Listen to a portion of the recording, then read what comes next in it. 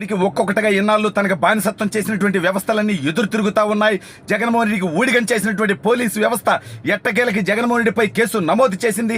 మరి డీజీపీ కసిరెడ్డి గారి నాయకత్వంలో జగన్మోహన్ రెడ్డిని కసిగా అరెస్టు చేస్తారా?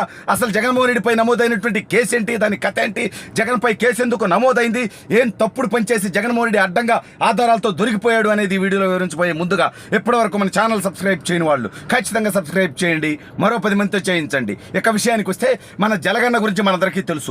వ్యవస్థల్ని చివరికి పోలీసు వ్యవస్థనే, ప్రభుత్వ అధికారులనే కాదు న్యాయ వ్యవస్థను కూడా కొందామనేటువంటి నీచమైనటువంటి కుట్రపూరితమైనటువంటి ఆలోచన చేసినటువంటి దౌర్భాగ్యమైనటువంటి వ్యక్తి, ఎన్నికల సంఘాన్ని కూడా కొనుగోలు చేసేటువంటి దౌర్భాగ్యమైనటువంటి స్థితికి దిగజారినటువంటి వ్యక్తి. అయితే అటువంటి వ్యక్తికి గత 4 సంవత్సరాల 10 నెలలుగా ఊడిగం చేసినటువంటి మొట్టమొదటి వ్యవస్థ పోలీసు వ్యవస్థ. అందులో చాలామంది పోలీసు అధికారులు వాళ్ళకి ఊడిగం చేసి వాళ్ళకి డబ్బు కోసం, వాళ్ళ ప్రమోషన్ల కోసం నీచమైనటువంటి కేసులు పెట్టి వేధించారు. అయితే ఎట్టకేలకి ఆ పోలీసు వ్యవస్థ నుంచే జగన్మోహన్ రెడ్డికి రాడు దిగేటువంటి వార్త. జగన్మోహన్ రెడ్డిపై కేసు నమోదు చేయడానికి రంగం సిద్ధమైపోయినట్టుగా తెలుస్తూ ఉంది. ఏం నిజం, ఏది బీవీఆర్, ఇది నిజమా? నిజంగా జగన్మోహన్ రెడ్డిపై కేసు పెడతారా? ఏ విషయంలో, ఎందుకు అంటారా? మరి ఇదే పోలీసు వ్యవస్థ ఒక్కొక్కసారి ఒక్కొక్క రూల్ పెట్టడానికి లేదు కదా.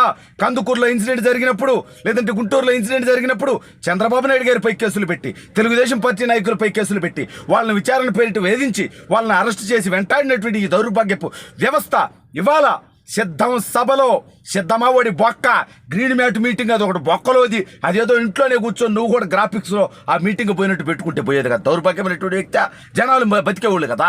నువ్వు చెప్పేది అట్టాగో నువ్వు పేపర్ రాసుకొని చదువుతావు, అది కూడా తప్పులు చదువుతావు. నీ బతుక్కి నువ్వు ఇంట్లోనే కూర్చొని పేపర్ మీద రాసుకొని అవన్నీ జనాలకు చెప్తే సరిపోతుంది. జలగా ఈ మాత్రం దానికి నువ్వు జనాలు ప్రాణాలు తెస్తావంట. నీచమైనటువంటి వ్యక్తే ఇవాళ సిద్ధం సభలో జరిగినటువంటి మరణానికి నీది వ్యక్తిగత బాధ్యత కాదా?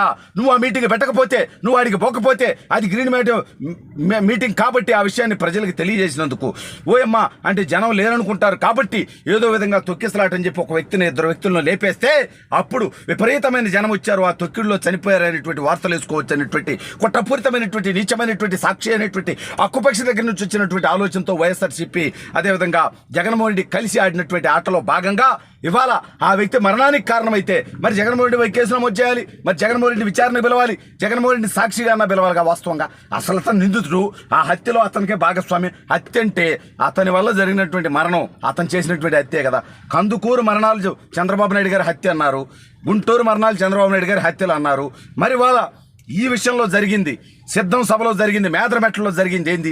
మరి దీని మీద ఏపీ పోలీస్ వ్యవస్థకి ఏమాత్రం సిగ్గు ఎగ్గు ఉంటే ఆర్టీసీ వాళ్ళకి సిగ్గు వచ్చిందడో.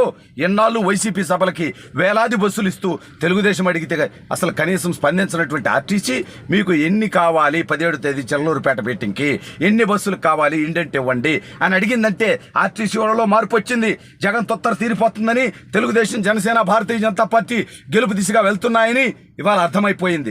ఇవాళ అన్ని వర్గాలని, ప్రభుత్వ ఉద్యోగులను మోసం చేసావు కదా దౌర్భాగ్యమైనటువంటి వ్యక్తి, వృద్ధుల్ని మోసం చేసావు కదా నీచమైనటువంటి వ్యక్తి, మహిళలను మోసం చేసావు కదా దౌర్భాగ్యమైనటువంటి వ్యక్తి అని చెప్పి సూటిగా అడుగుతా ఉన్నా. ఇవాళ సరే మొత్తానికి ఇవాళ సిద్ధం సభలో జరిగినటువంటి మరణం మీద ఏపీ పోలీసులు కేసు నమోదు చేశారా కసిరెడ్డి గారు అని చెప్పి మిమ్మల్ని అడుగుతున్నా. చేయకపోతే చేయాల్సినటువంటి బాధ్యత, రెస్పాన్సిబిలిటీ మీకు ఉన్నదని చెప్పి మిమ్మల్ని నేను ప్రశ్నిస్తా ఉన్నా. గతంలో కూడా ఈ రకమైనటువంటి దౌర్భాగ్యమైనటువంటి ఘటనలు చూసాం మనం. అంటే ప్రతిపక్షాలకు ఒక రూలు, అధికార పక్షానికి ఒక రూలు. ఇవాళ జగన్మోహన్ రెడ్డి మీద కేసు నమోదు చేసి అతన్ని అరెస్ట్ చేసి అవసరమైతే అతనికి నార్కో అనాలిసిస్ టెస్ట్ చేస్తే అనేక వాస్తవాలు బయటకు వచ్చేటువంటి అవకాశం ఉంది. ఇవాళ సొంత బాబాయిని వేసేసినటువంటి కేసులో నార్కో టెస్ట్కి కూడా అవినాష్ రెడ్డి వెనకాడుతున్నాడంటే వేసేసామనేది బయటకు వస్తుందని. ఇవాళ నిజంగా ఏపీ పోలీసు వ్యవస్థకి ఏమాత్రం సిగ్గు ఎగ్గు మానం మర్యాద అనేవి ఉంటే అందరికీ ఒకే రకంగా పనిచేయండి. కేవలం 45 రోజుల తర్వాత జగన్మోహన్ రెడ్డి అనేటువంటి వ్యక్తి ఈ దేశం నుంచి, ఈ రాష్ట్రం నుంచి పారిపోతాడు. అప్పుడు మీరు ఇక్కడే ఉద్యోగాలు చేయాలి. ఇప్పుడు మీరు చేసినటువంటి తప్పుడు పనులకి అప్పుడు సమాధానం చెప్పుకోవాల్సినటువంటి పరిస్థితి ఉంటుంది. ఆల్రెడీ జగన్మోహన్ రెడ్డి ముఖ్యమంత్రిగా ఉంటేనే తిరుపతి ఎన్నికల్లో అక్రమాలకు సహకరించినటువంటి ఐఏఎస్లు, ఎస్ఐలు, సిఐలు వీళ్ళందరి బతుకులు, ఉద్యోగాలు బుగ్గిపోలయ్యాయి. మరి వాళ్ళ ఇప్పుడు చేసేటువంటి తప్పుడు పనులకు సహకరించేటువంటి మీ బతుకులు ఏమవుతాయనేది ఆలోచించుకోండి. ఆ రోజు మిమ్మల్ని కాపాడటానికి జగన్మోహన్ రెడ్డి రాడు. మీ కుటుంబాలు ఇబ్బంది పడతాయి, మీరు ఇబ్బందులు పడతాయి. అక్రమ కేసులు పెట్టి ఎంపీ రఘురామకృష్ణరాజు గారి దగ్గర నుంచి నాలాంటి వాళ్ళ దాకా అనేక మంది మీద దాడులు చేసినటువంటి ఈ దౌర్భాగ్యమైనటువంటి వ్యవస్థని వదిలిపెట్టేదే లేదు. తప్పుల్లో భాగస్వామ్యం ఉన్న ప్రతి ఒక్కడిని తుత్తర తీర్చే విధంగా భవిష్యత్తులో అడుగులు వేయబోతా ఉన్నాం. అయితే ఇవాళ వీళ్ళకి నీతి, జాతి, నిజాయితీ ఉందనేది నిరూపించుకోవాలంటే ఏపీ పోలీస్ వ్యవస్థకు ఒక్కటే నేను తెలియజేస్తా ఉన్నా. ఇవాళ జగన్మోహన్ రెడ్డి మీద కేసు నమోదు చేయాలి, అతన్ని అరెస్ట్ చేయాలి. ఈ విషయం మీద పూర్తి స్థాయి సిట్టో లేకపోతే ఎంక్వైరీ కమిటీయో వేయాలి. అసలు అక్కడ ఎందుకు జరిగింది, అలా ఎవరు కుట్ర చేశారు, ఖచ్చితంగా కుట్రతోనే జరిగిందని నా పోటోలకు అనుమానం. ఎందుకంటే వీళ్ళకి వాళ్ళ సొంత కుటుంబ సభ్యులను వేసేసుకున్నటువంటి చరిత్ర ఉంది, ఫ్యాక్షన్ చరిత్ర ఉంది. అందుకని ఖచ్చితంగా దీని వెనక కుట్ర ఉండేటువంటి అవకాశం ఉంది. అందుకని పోలీస్ వ్యవస్థ దీని మీద విచారించాలి. విచారించకపోతే 2 నెలల తర్వాత తెలుగుదేశం ప్రభుత్వం వచ్చాక ఈ తప్పులో భాగస్వాములైన పోలీసుల మీద కూడా విచారణ జరుగుతుంది.